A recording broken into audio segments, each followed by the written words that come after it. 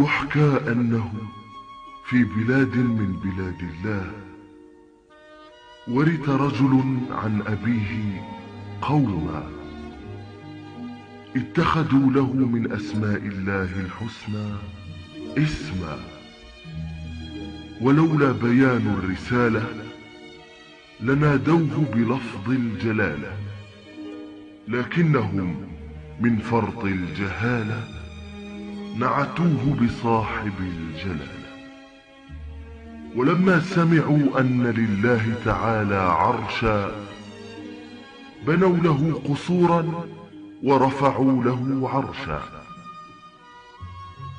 وقد أتى على هؤلاء زمان يركعون فيه لغير الله، تصطف جموع علية القوم في لباس الصلاة كأن على رؤوسهم طير الفلاة، يصرخ المأموم بالهتاف والسلام ويردده الهاتفون في هيام، ثم يركع الراكعون للإمام، حتى أنه في يوم من الأيام غفل غلام وفد عن ركعة الختام،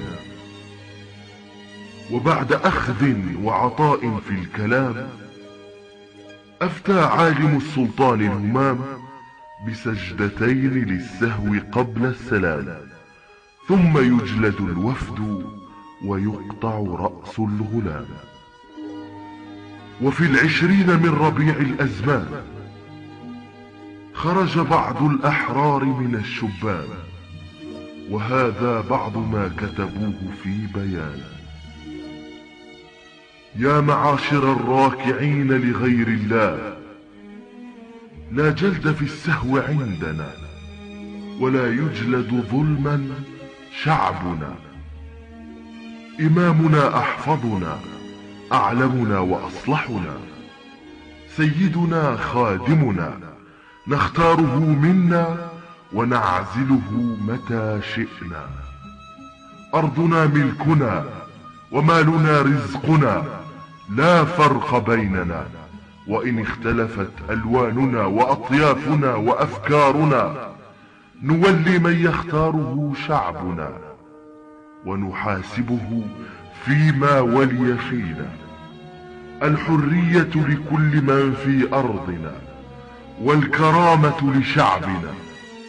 يا معاشر الراكعين لغير الله، لا تركعوا بعد اليوم باسمنا، فنحن لا نركع إلا لربنا. هذا ما توافقت عليه الأقلام، والسلام مسك الختام.